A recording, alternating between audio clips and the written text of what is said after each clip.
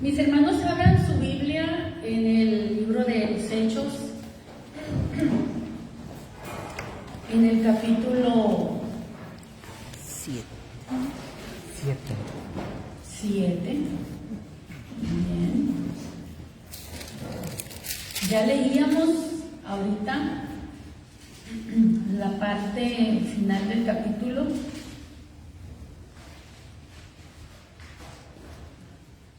Siéntense, mis hermanos, siéntense. Leímos la parte final.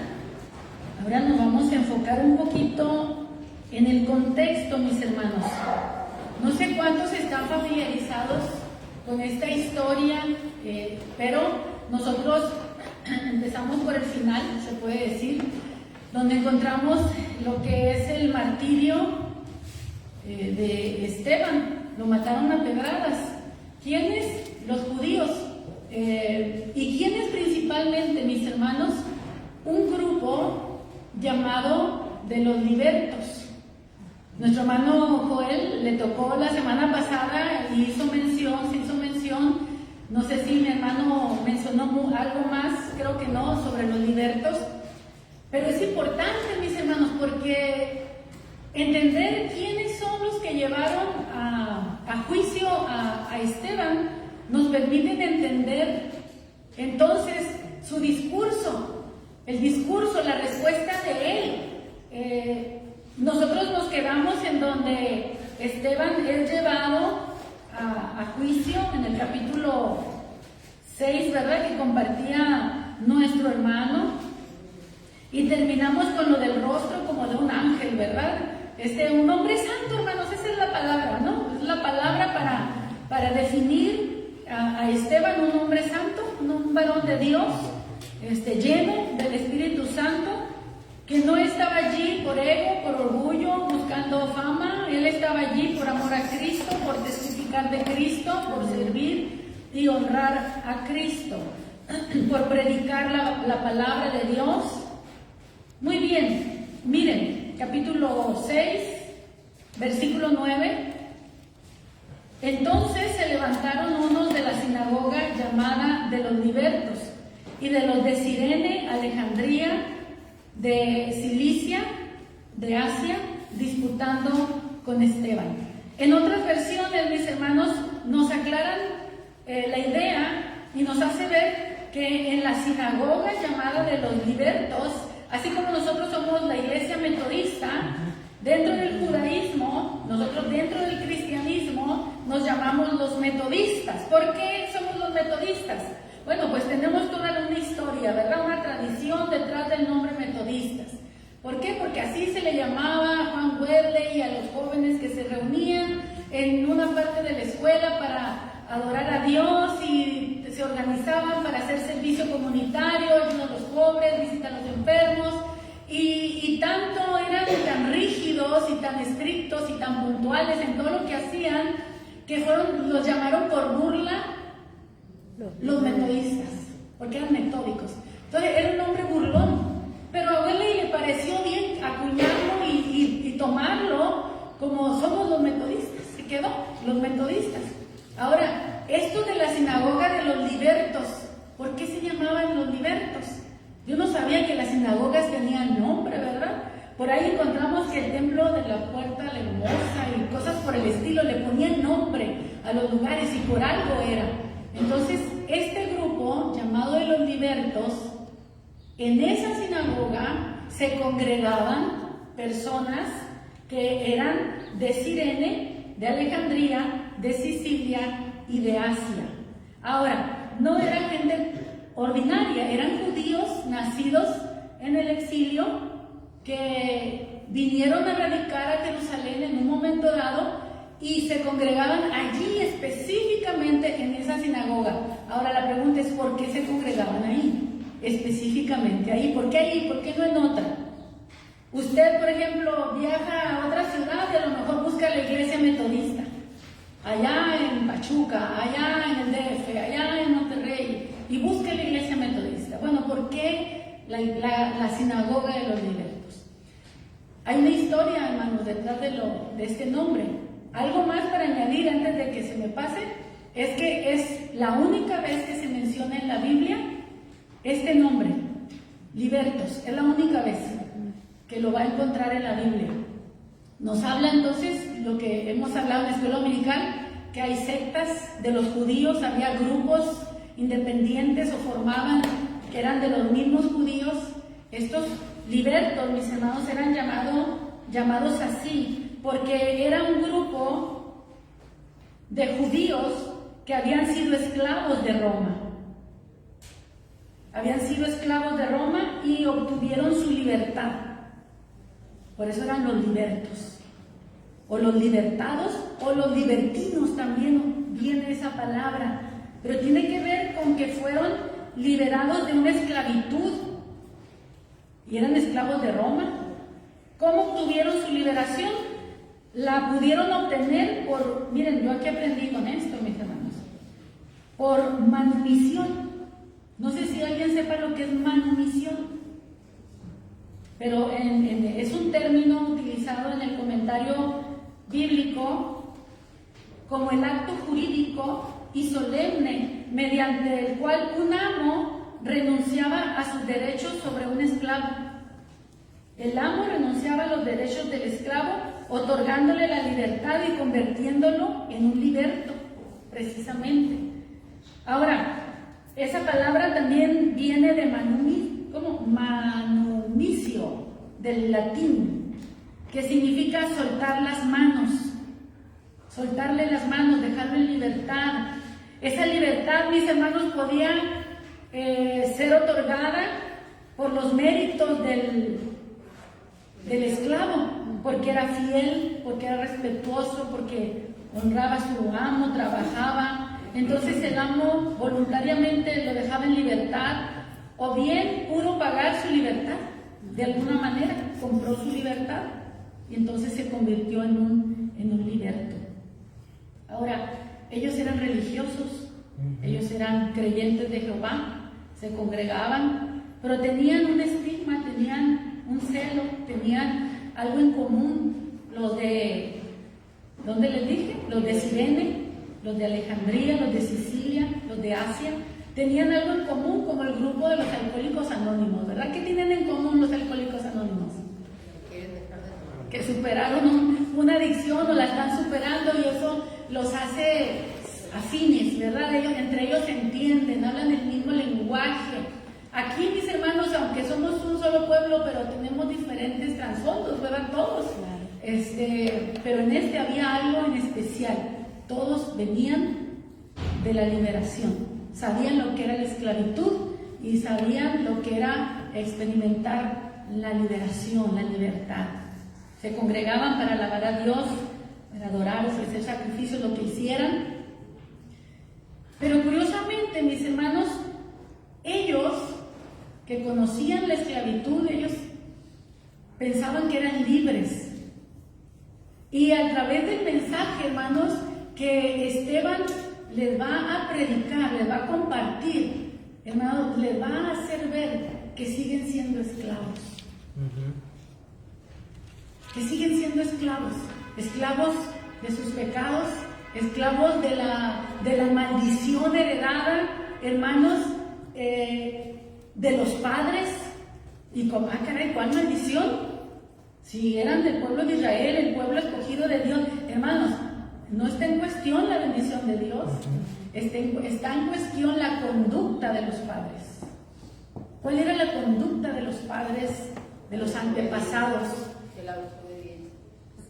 Entonces, mis hermanos, el capítulo 7 inicia con Esteban ante el concilio donde lo llevaron y ante los sacerdotes que lo están cuestionando. Y dice, el sumo sacerdote le dijo, entonces, ¿es así? Le preguntan, ¿es así? Dándole oportunidad para que se defienda. Ahora, ¿de qué lo están acusando? Dice en el versículo 11, entonces, estos libertos, son los libertos. Yo quiero que no pierdan de vista a los libertos. Entonces sobornaron a unos para que dijesen que habían oído hablar palabras blasfemas contra Moisés y contra Dios. Los libertos están mintiendo y están pagando soborno para que mientan en contra de un hombre. ¿Eran verdaderamente libres entonces en su corazón, hermanos? No. Seguían siendo esclavos, pero no se daban cuenta. Hermanos, cuando nosotros compartimos el Evangelio muchas veces, la gente piensa que no necesita el Evangelio. Mucha gente piensa que no necesita arrepentirse de nada. Es más, una frase nueva, hermanos, y se las paso al costo. No necesito arrepentirme de nada, porque todo lo que he vivido me ha ayudado para llegar hasta donde estoy. Entonces no tengo nada de que arrepentirme. Tenemos que cuidarnos tanto de las filosofías, de los pensamientos y las corrientes y las ideologías que llegan, porque si algo el Evangelio nos llama es arrepentiros y convertiros. ¿Pero de qué te vas a arrepentir si piensas que todas las fallas que cometiste en el camino no son nada? Al contrario, te han ayudado, te han formado para llegar hasta aquí, ¿no? Por la misericordia de Dios no hemos sido consumidos. Amén. Exactamente. Entonces, mis hermanos, cuando nosotros compartimos, predicamos, hay hermanos nos dicen, no necesito a Dios, o no necesito, yo ya tengo mi fe y no tengo nada que arrepentirme. Entonces el peligro está, mis hermanos, en pensar que somos libres. Y más ahorita este tiempo, ¿verdad? Cada quien es libre de pensar como quiera. Y todos tenemos que respetar la opinión de todo el mundo, porque y hay de aquel que le contradiga, porque es un homofóbico y es sí, todas esas palabras nuevas, hermanos, para callar a aquel que atente decir la verdad, una verdad absoluta. Tenemos que traer este pasaje a nuestra actualidad, hermanos. Tenemos a un Esteban, un mártir, el primer mártir de la iglesia cristiana, que su único pecado, mis hermanos, fue decirles la verdad a los libertos. ¿Y cómo comenzó? Cuando lo trajeron y lo cuestionan, ya se escuchó primero las acusaciones, y las acusaciones eran falsas. Cuando a él le preguntan, ¿esto es así? Yo quiero que usted piense qué haría usted en su lugar. ¿Qué harías? ¿Te defenderías? ¿Dirías, no, yo no dije eso? No, me están malinterpretando. ¿Cómo buscarías salir de esa situación? Calmar ¿cómo se dice? Las pasiones. Él sabía de lo que son capaces los judíos, fariseos y tradicionalistas y estos libertos. Pero él no se defendió. Él no utilizó su defensa para defenderse. Él utilizó la oportunidad de hablar, mis hermanos, para llevarlos a ellos al arrepentimiento. No usó su defensa para defenderse, sino que usó la oportunidad de hablar para guiar al pueblo, para guiar a sus acusadores al arrepentimiento. Entonces le están diciendo que escucharon a Esteban blasfemar contra Moisés y contra Dios. Entonces los argumentos de Esteban van a estar basados en los mismos argumentos con los que la están acusando. Pero antes de Moisés estuvo Abraham y estuvo José. Así que los argumentos de Esteban van a empezar a partir de Abraham. Y dice así, versículo 2: varones, hermanos y padres, oíd, el Dios de la gloria apareció a nuestro padre Abraham estando en Mesopotamia antes que morase en Harán. Y le dijo, sal de tu tierra, de tu parentela, y ven a la tierra que yo te mostraré. Entonces salió de la tierra de los caldeos y habitó en Harán, y allí muerto su padre le trasladó a esta tierra en la cual vosotros habitáis ahora. Y no le dio herencia en ella, ni aún para asentar un pie, pero le prometió que se la daría en posesión y a su descendencia después de él, cuando él aún no tenía hijo. Y le dijo Dios así, que su descendencia sería extranjera en tierra ajena y que los reduciría a servidumbre y los maltratarían por 400 años. Hermanos, hay tal sabiduría en las palabras de Esteban. Acuérdense que es un varón lleno del Espíritu Santo y de sabiduría. Pues la sabiduría está en esta declaratoria, porque lo primero que hace es conectarlo con la servidumbre que vivieron su pueblo en Egipto, entendiendo que ellos también entendían lo que era ser esclavos, porque eran los libertos, gente que había sido sacada de la esclavitud. Amén.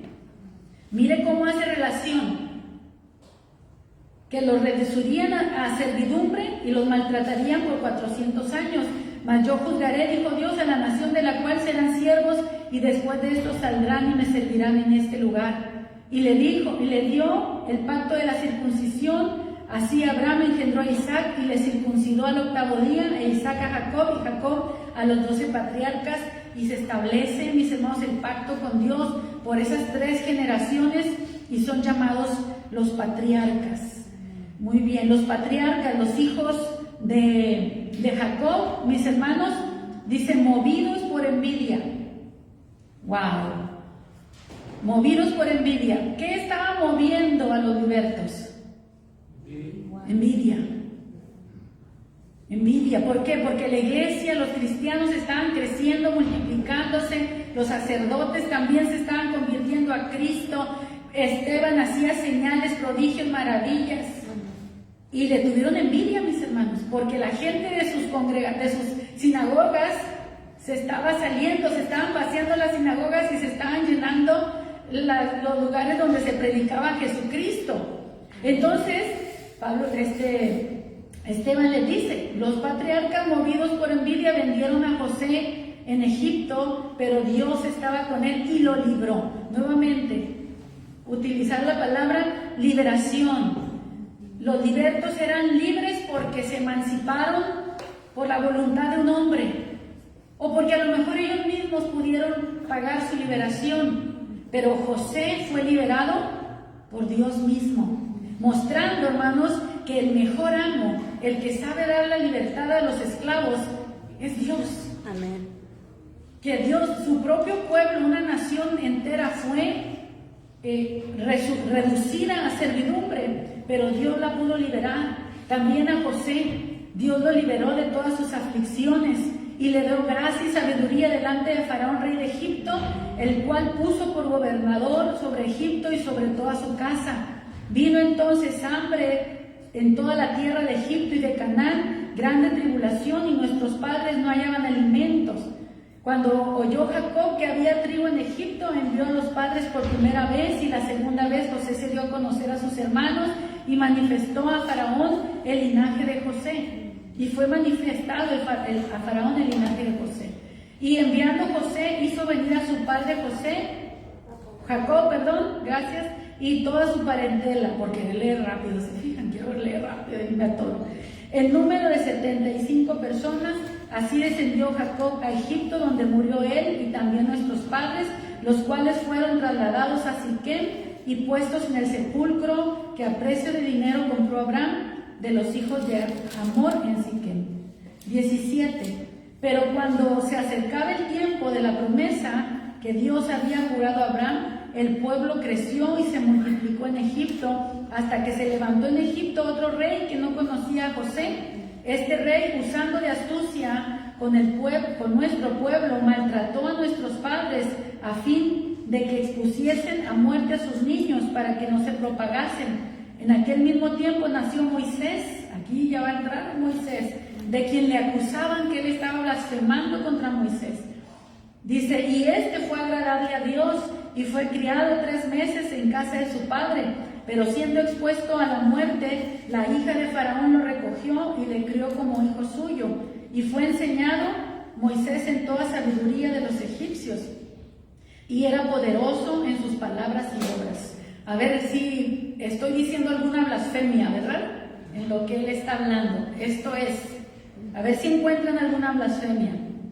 Cuando hubo cumplido la edad de 40 años, le vino al corazón el visitar a sus hermanos, los hijos de Israel, y al ver a uno que maltrataba al otro, lo defendió e hiriendo al egipcio, vengó al oprimido. Nuevamente, mis hermanos, aquí relacionando lo que se siente liberación de un oprimido, de alguien que está en el yugo. Pero él pensaba que sus hermanos comprendían que Dios le daría libertad, nuevamente, por mano suya, mas ellos no lo habían entendido así. Al día siguiente se presentó a ellos, a uno de ellos que reñían y los ponía en paz diciendo: varones hermanos, ¿por qué os maltratáis el uno al otro? Entonces el que maltrataba a su prójimo le rechazó diciendo: ¿quién te ha puesto por gobernante y juez sobre nosotros? ¿Quieres tú matarme como mataste ayer al egipcio? Al oír esta palabra, Moisés huyó y vivió como extranjero en tierra de Madián, donde engendró 2 hijos. Pasados 40 años, un ángel se le apareció en el desierto del monte Sinaí, en la llama de fuego de una zarza. Entonces Moisés, mirando, se maravilló de la visión y acercándose para observar, vino a él la voz del Señor: yo soy el Dios de tus padres, el Dios de Abraham, el Dios de Isaac y el Dios de Jacob. Y Moisés, temblando, no se atrevía a mirar. Y le dijo el Señor: quita el calzado de tus pies, porque el lugar en que estás es tierra santa. Ciertamente he visto la aflicción de mi pueblo que está en Egipto y he oído su gemido y he descendido para librarlos. Ahora pues, ven y te enviaré a Egipto. A este Moisés, a quien habían rechazado, diciendo: ¿quién te ha puesto por gobernante y juez? A este lo envió Dios como gobernante y libertador. ¿Se fijan, hermanos, la palabra otra vez, libertador? Y cómo Dios envió a Moisés para liberar, identificándolos y entendiendo que no había allí ninguna blasfemia, hermanos. Al contrario, el mismo pueblo a quien Moisés era enviado, ellos son los que lo rechazaron. 36. Este lo sacó habiendo hecho prodigios y señales en tierra de Egipto y en el Mar Rojo y en el desierto por 40 años. Este Moisés es el que dijo a los hijos de Israel: profeta os levantará el Señor vuestro Dios de entre vuestros hermanos, como a mí, a él oiréis, anunciando la venida del Mesías, hermanos. Fue Moisés el mismo que dijo que enviaría a otro profeta como él, y dice: a él lo tienen que escuchar. Este es aquel Moisés que estuvo en la congregación del desierto con el ángel que le hablaba en el monte Sinaí y con nuestros padres, y que recibió palabras de vida que darnos. Moisés recibió palabras de vida para darle al pueblo. Dice el 39, al cual nuestros padres, ¿qué? No quisieron oír, sino que le desecharon y en sus corazones se volvieron a Egipto. Cuando dijeron a Aarón: haznos dioses que vayan delante de nosotros, porque este Moisés que nos sacó de la tierra de Egipto, no sabemos qué le haya acontecido. Entonces hicieron un becerro y ofrecieron sacrificio al ídolo, y en la obra de sus manos se regocijaron. Dios se apartó y los entregó a que rindiesen culto al ejército del cielo, como está escrito en el libro de los profetas. Hermanos, leíamos en el Salmo, ¿cuál fue el Salmo que leímos? 81. El 81 fue. Al inicio del culto. Fue el 81, ¿verdad? En ese Salmo, hermanos, nosotros encontramos también ese pequeño resumen de cuando el pueblo de Dios vaga por el desierto y cómo el pueblo se pervirtió, se apartó de Dios, y Dios le reclama a su pueblo. Por ejemplo, en el versículo 11, voy a empezar a leer allí, dice: pero mi pueblo no oyó mi voz. ¿A través de la boca de quién? De Moisés. El pueblo no quiso escuchar la voz de Dios a través de la boca de Moisés. Dice: e Israel no me quiso a mí. Los dejé por tanto en la dureza de su corazón, caminaron en sus propios consejos. Y luego dice Dios: oh, si me hubiera oído mi pueblo, si en mis caminos hubiera andado Israel, en un momento habría yo derribado a sus enemigos y vuelto mi mano contra sus adversarios. Los que aborrecen a Jehová se le habrían sometido, y el tiempo de ellos sería para siempre, y le sustentaría Dios con lo mejor del trigo y con la miel de la peña los saciaría. Pero hermanos, el Señor dice, si mi pueblo me hubiera oído, si mi pueblo hubiera atendido mi voz, yo los hubiera liberado, yo los hubiera introducido a la tierra, no en 40 años, sino en los días necesarios nada más que duraría el tránsito desde Egipto hasta la tierra prometida. Pero fueron 40 años perdidos en el desierto, hermanos, por necios, por rebeldes, por desobedientes, dando vueltas sin llegar a la promesa. Hermanos, ¿cuántas promesas tenemos de Dios y no las hemos podido alcanzar? Hermanos, por necios. Pueden guardar su piedra, hermano, no me la vienen. De nosotros depende, hermanos, heredar pronto las bendiciones de Dios. Nuestra rebeldía hace que la promesa se tarde más de lo que Dios quiere bendecirnos. Dice el Señor, en un instante, en un momento, yo los hubiera librado de sus enemigos. Pero me dieron la espalda, adoraron a Moloch, adoraron los astros. Por cierto, a los que les gusta leer el horóscopo, mis hermanos, es un tipo de idolatría, confiándole su vida a los astros. Pecado del pueblo de Dios desde aquí de la Biblia. ¿Sí? Y ahí lo vemos nosotros donde dice versículo en Hechos 7:42, y Dios apartó y los entregó a que rindiesen culto al ejército del cielo. ¿Quién es ese ejército? Las estrellas, hermanos, a lo que ellos le rendían culto, al sol, a la luna, a las estrellas, y se gobernaban por medio de la astrología. Y Dios los acusa, mis hermanos, de que en esos 40 años no le ofrecieron sacrificios a Él, sino que se los ofrecieron a Moloch. En el versículo 43, antes bien llevaste el tabernáculo de Moloch. O sea, llevaban mi tabernáculo físico, pero en el corazón, ¿a quién llevaban? Llevaban a Moloch, llevaban a los dioses de las tierras de donde venían. Y dudaban del poder de Dios continuamente y desafiaban a Dios. Y Dios los dejó que anduviesen en el camino de su corazón hasta que tuvo que morir toda esa generación. 40 años murieron, y los que eran menores de 20 años son los que pudieron entrar a la tierra prometida, excepto Josué y Caleb, mis hermanos, que ellos eran más grandes, pero son los que creyeron, ¿se acuerdan? En el camino. Entonces Dios les dice, antes bien llevabas el tabernáculo de Moloch y la estrella de vuestro dios Renfán, figuras que os hicisteis para adorarlas. Os transportaré pues más allá de Babilonia. Les está anunciando, vendrá un cautiverio por causa de eso. Tuvieron nuestros padres, versículo 44, el tabernáculo del testimonio en el desierto, como lo había ordenado Dios a Moisés, que lo hiciese conforme al modelo que habían visto, el cual recibió a su vez de nuestros padres. Lo introdujeron con Josué al tomar posesión de la tierra de los gentiles, a los cuales Dios arrojó de la presencia de nuestros padres hasta los días de David. Este halló gracia delante de Dios y pidió proveer tabernáculo para el Dios de Jacob, mas Salomón le edificó casa.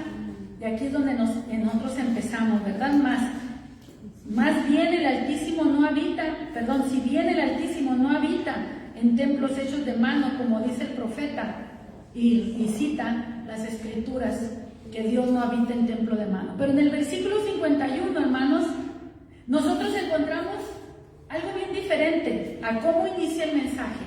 Cuando inicia su mensaje dice, varones, hermanos y padres.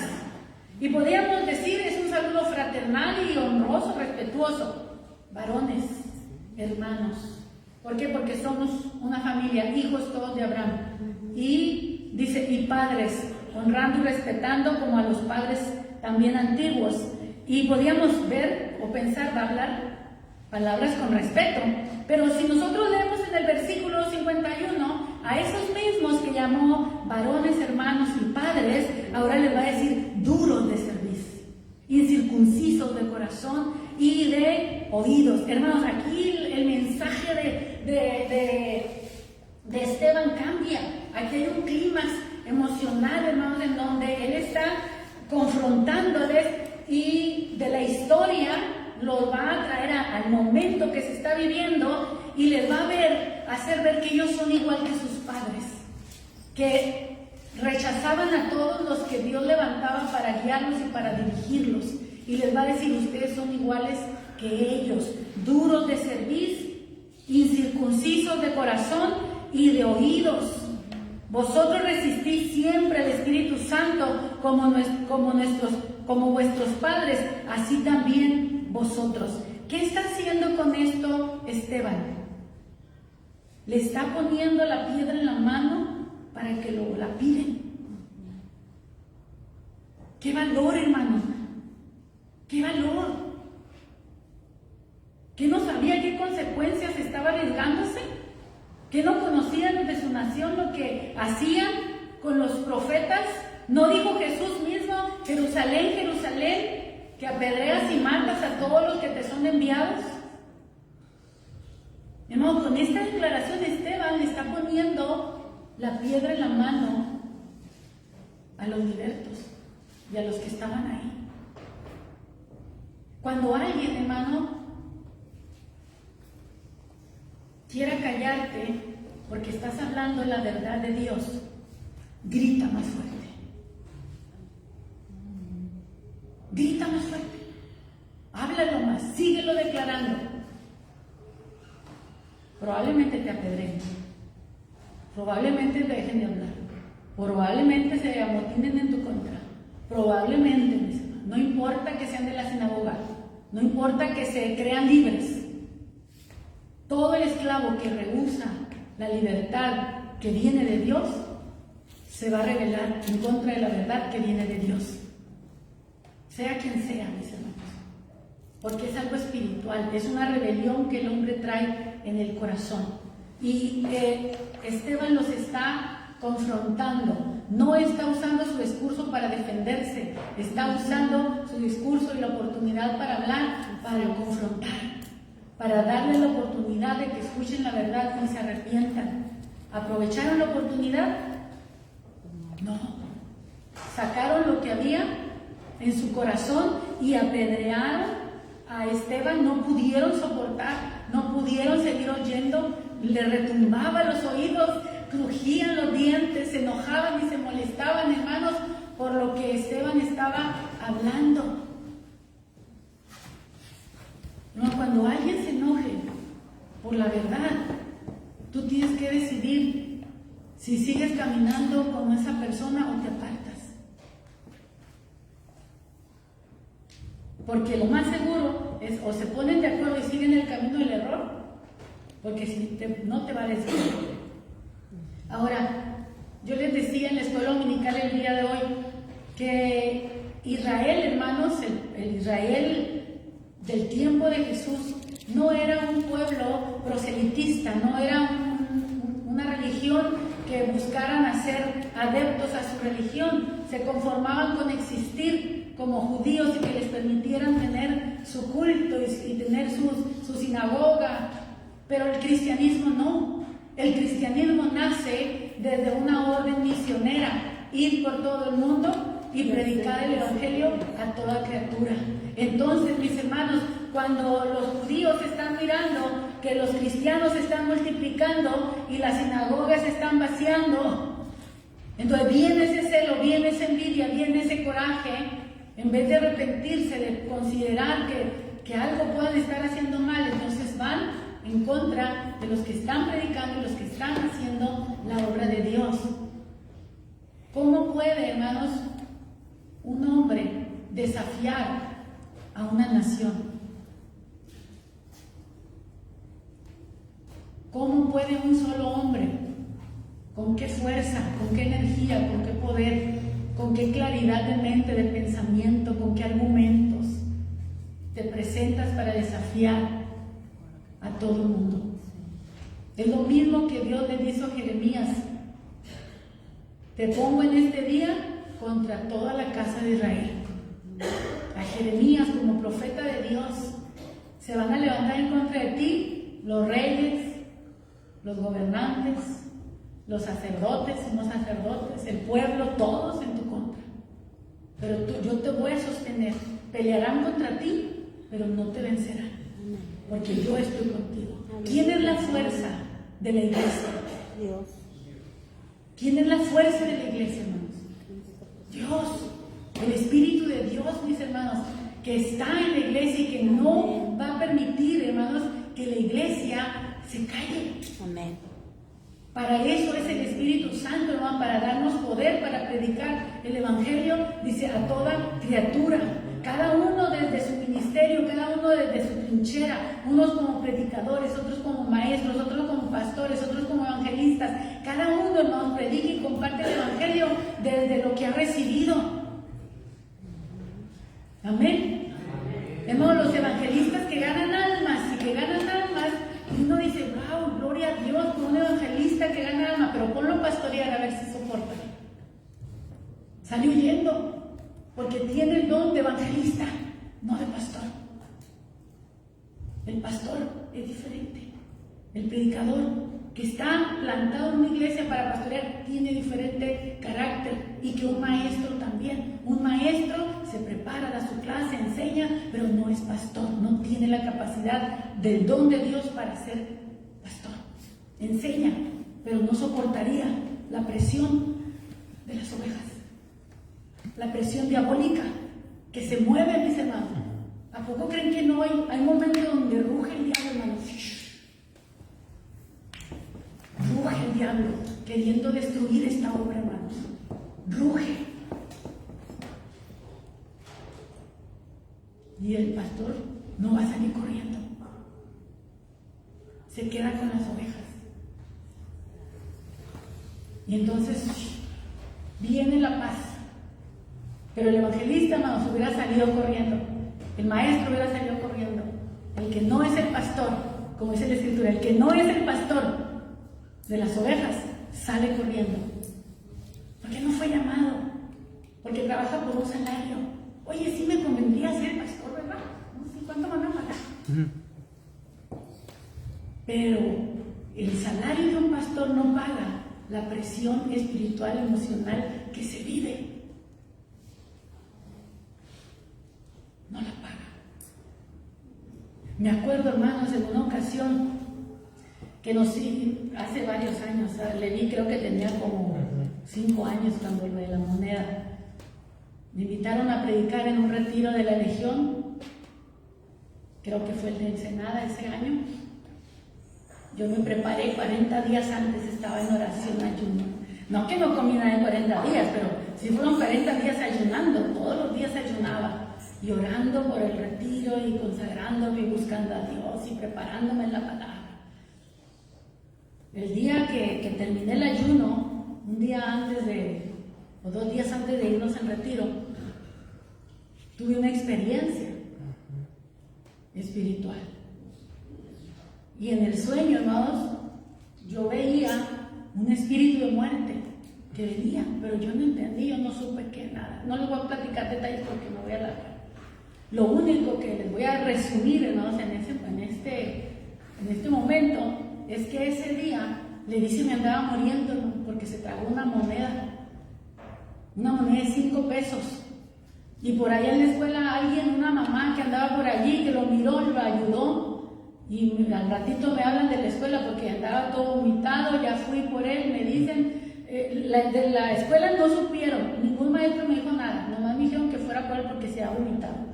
Pero la mamá que lo ayudó a él era una hermana de otra iglesia, ya me conocía y lo conocía a él, y me dijo, hermana, no le ande dando dinero a su niño, dice, se andaba tragando una moneda, dice, y yo lo miré, dice, pero se está ahogando, y de eso se trataba el sueño precisamente. Entonces me regreso, me lo llevo a la casa, al día siguiente nos vamos, retiro, y me acuerdo, hermanos, que pues se predican 2 o 3 veces en un retiro cuando vas a predicar como conferencista. Y me acuerdo que me dieron $100 y no los menosprecio. Fue una bendición. Y tú puedes decir, wow, le dieron $100. Pero cuando yo los miré, yo no me di el dinero por lo que es, sino que lo comparé con la vida de mi hijo.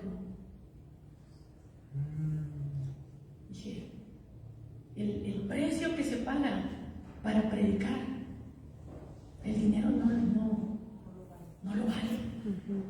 Así haya sido lo que haya sido.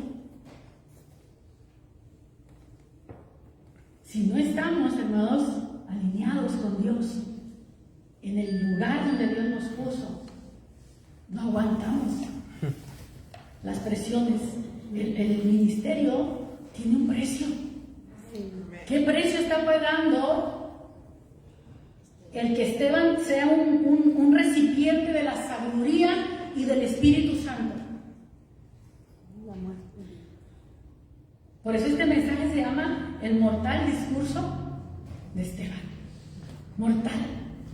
Le costó la vida. Me pudo haber costado en ese momento la vida de mi hijo.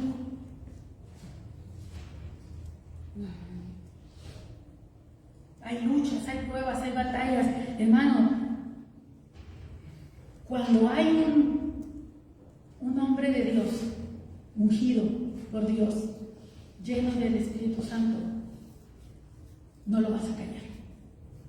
Te va a hablar más fuerte. Te van a retumbar los oídos. Vas a crujir los dientes. Aún puedes agarrar piedras y tirar, pero no es el propósito. El propósito, hermanos, es arrepentimiento. Arrepentimiento. Arrepentimiento. Síguele hablando a tus hijos aunque te digan, ya no me digas nada, no seas enfadosa. Síguele hablando a tus hijos. Síguele hablando a tus padres. Síguele hablando a tu vecino. Síguele hablando a ese que te dice, ya no me digas nada. Síguele hablando. De alguna manera, síguele hablando. Esteban, hermanos, no cayó. Dijo lo que tenía que decir. No se defendió. No lo tomó personal. Ay, me rechazan. El Señor dice, no te rechazan a ti. Me rechazan a mí para que yo no reine sobre ellos. Entonces nuestra tarea, hermanos, es predicar a esta generación. Esta generación que no quiere oír. Esta generación que dice, callen a los cristianos, cállense. Quitarles la Biblia, quemarla, distorsionarla, pintarla de colores, que sea simpática, que sea agradable, que no ofenda a nadie. ¿Sabe usted que quieren quitar la Biblia, verdad? Destruir la Biblia. ¿Por qué no hay campañas para destruir el Corán? ¿Por qué no hay campañas para destruir otro libro? El Talmud. ¿Por qué no pelean contra el Tanaj de los judíos? Porque el judío no se mete tampoco con nadie. Ellos nomás quieren ser como nación. El musulmán sí se va a imponer. El musulmán sí llega arrebatando y estableciendo. O te conviertes a mi religión o te mueres. Al Islam. Nosotros no hacemos eso, no obligamos a nadie, pero tampoco no podemos callar. Amén. Conscientes de que eso implica rechazo, marginación, menosprecio, oprobio. ¿Estamos dispuestos, hermanos, a pagar el precio que pagó Esteban? ¿Están dispuestos a las pedradas? A lo mejor no son pedradas físicas, pero sí pedradas jurídicas, legales. Pedradas de otro tipo que se levanten contra la iglesia, mis hermanos, para callar a la iglesia. Cristo está cerca, hermanos. Cristo viene pronto. Y es tiempo de decirlo, Cristo viene. Cristo viene. Cristo viene. Predica, comparte la palabra en tu forma, en tu estilo, en lo que Dios te dio a cada uno. No menosprecies al otro. Cada uno, hermanos, de acuerdo a lo que ha recibido, lo debe de dar. Yo soy responsable de lo que recibí. Tú eres responsable de lo que tú recibiste. 1 talento recibiste, 2 talentos recibiste, 5 talentos recibiste. Tú vas a dar cuenta por lo que tú recibiste. Yo por lo que yo recibí. Amén, mis hermanos. Póngase de pie. ¿Cuál será el precio para ser testigos de Cristo? generación. Estamos dispuestos a seguir dando testimonio de Cristo. Amén. Y le digo, usted es el profeta de su casa. Usted es el Esteban para sus hijos, para el lugar donde usted está. Amén. No se busca ofender, pero se busca decir la verdad. Amén. La verdad ofende al que no la quiere oír. Amén. Nuestro Dios y Padre, te damos gracias por tu palabra. Te damos gracias por lo que tú nos enseñas a través de ella. Tú nos impulsas, Señor, a ser ministros de tu palabra, a compartirla, Señor, mi Dios, cada uno en la forma en que nos has dado para predicar, para compartir. Algunos de una manera más simple, más sencilla, más ordinaria, otros de otra manera más elaborada, estructurada, organizada, Señor, pero cualquiera que sea la forma, oramos que sea el Espíritu de Dios llenando nuestra boca, Señor, dándonos sabiduría, como diste sabiduría a Esteban, que nos use, Señor, para predicar tu palabra, Señor, mi Dios, aún en medio de la adversidad, aún en medio, Señor, de la oposición. Esteban, Señor, no se limitó a dar testimonio de la verdad, aún sabiendo a lo que se estaba exponiendo. Y eso fue real, Señor, se cumplió en su vida. Fue martirizado, Señor, mientras él perdonaba a sus ofensores y veía tu gloria, Señor, que lo estaba esperando para recibirlo. Señor, mientras estemos aquí en la tierra, Señor, ayúdanos a ser testigos tuyos, Señor. La iglesia, Señor, es misionera de nacimiento. Que no estanquemos el llamado, que no estanquemos nuestro deber, Señor, de compartir el Evangelio con nuestra familia, Señor, con nuestros seres queridos, con amigos, vecinos, compañeros, Señor, donde quiera que estemos, Señor. Danos ese valor, ese denuedo, esa sabiduría, esa gracia, ese poder, Señor, para hablar y para no callar, Señor. Mi Dios, te lo pedimos en el nombre de Jesús. Y perdónanos, Señor, cuando nos hemos opacado, Señor, cuando hemos dejado, Señor, que el temor nos venza, el número de la oposición nos intimide. Señor, recordar que solo el Espíritu Santo nos puede dar el poder para resistir y para pararnos firmes, Señor, contra las adversidades y seguir predicando la palabra como debe de ser. Ayúdanos, Señor. Padre, que mis hermanos lleven el consuelo en sus corazones, Señor. Mi Dios, que hay una promesa de salvación para el que cree en el Evangelio, pero usa nuestros labios para compartir y, Señor, entendiendo que la obra es tuya. Nosotros no podemos cambiar el corazón de las personas, pero tal vez en una de esas, Señor, la palabra penetre, Señor, la palabra toque, la palabra redarguya, Señor, y alguien crea y se convierta. En el nombre de Jesús. Amén. Amén. Dios les bendiga, mis hermanos.